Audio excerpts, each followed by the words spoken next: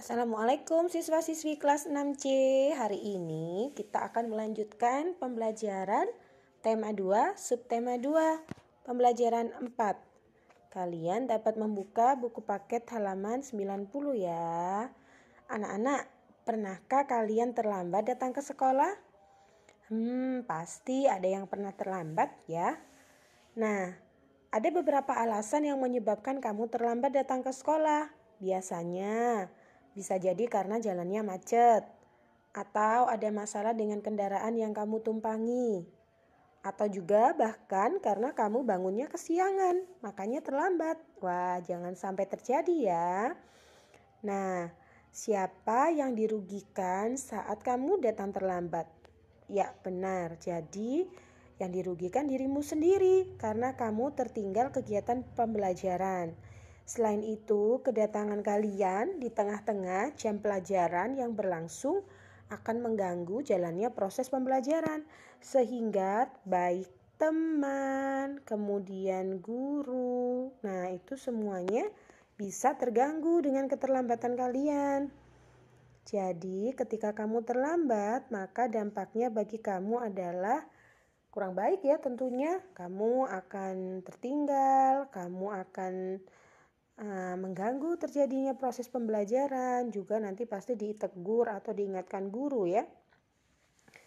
Nah, jadi di sini ketika kamu terlambat, kamu sudah mengambil hak temanmu untuk belajar dengan nyaman.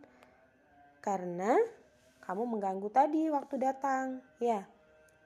Berikutnya, jika kamu terlambat, kamu juga telah mengambil hak guru untuk mengajar dengan nyaman. Karena terganggu akan kedatanganmu. Apabila kamu terlambat, kamu juga belum melaksanakan kewajiban untuk menjadi pelajar yang disiplin. Ya, karena kalau disiplin kan harus datang tepat waktu. Supaya tidak terlambat lagi, maka kamu perlu membuat sebuah rencana.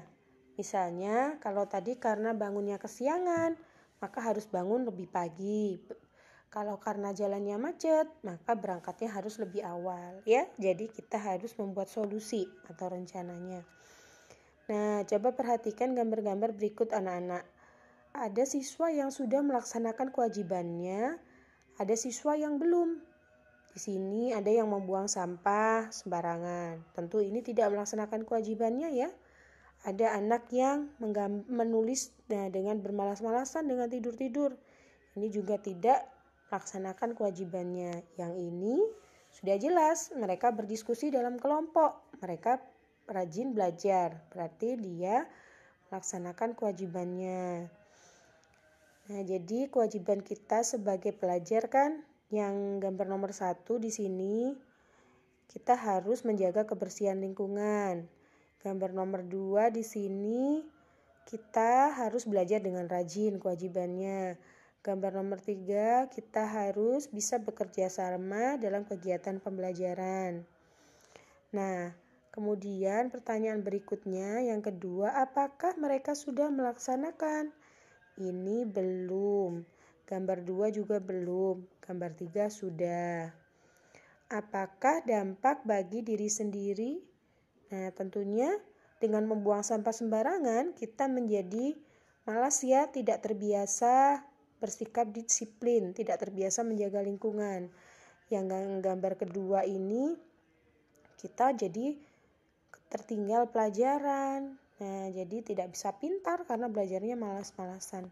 Sedangkan gambar 3, dampaknya kita dapat belajar bersama teman, meningkatkan persatuan, kita juga lebih mudah menyelesaikan tugas karena bekerja sama. Dampak dari tindakan yang mereka lakukan bagi lingkungan, tentunya gambar pertama ini merugikan lingkungan ya, karena membuang sampah sembarangan. Kemudian yang nomor 2 ini tentunya merugikan karena mengganggu teman-teman yang lain belajar.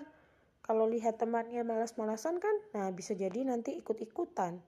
Jadi ini dapat membawa pengaruh negatif terhadap lingkungan. Kalau ini yang nomor 3, dampaknya berarti dia menjadikan lingkungan nyaman untuk belajar karena mereka bekerja sama, menyelesaikan tugas bersama-sama dengan bergotong royong. Kemudian dampak bagi orang lain ya, tentunya Kalau membuang sampah sembarangan akan merugikan orang lain. Kalau kamu malas-malasan belajar di kelas, gurunya bisa sedih, marah, ya. Kemudian orang tuamu juga sedih dan bisa membuat orang yang lain menjadi tidak nyaman. Kalau belajar bersama, dampaknya bagi orang lain tentunya bisa menguntungkan, saling menguntungkan ya, karena pekerjaan cepat selesai. Nanti yang dikerjakan yang ini ya, kamu salin di buku tulis, kemudian kamu jawab. Apa kewajibanmu sebagai pelajar? Sebutkan 4.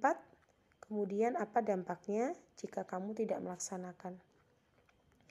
Ini kemarin sudah kita lakukan ya, kita sudah menuliskan kalimat yang efektif dari teks berjudul Kotak Ajaib ya. Jadi itu tidak perlu diselesaikan, kita lanjut ke pembelajaran 5. Nah, ini kita bertemu lagi dengan tokoh penemu baru. Namanya adalah Charles Babbage. Apa yang ia temukan? Nah, nanti kalian bisa membaca di sini.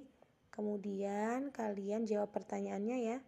3 ini kalian jawab di buku tulis jawabannya saja. Oke, Charles Babbage ini ternyata mengubah dunia dengan penemuan yang namanya komputer ya.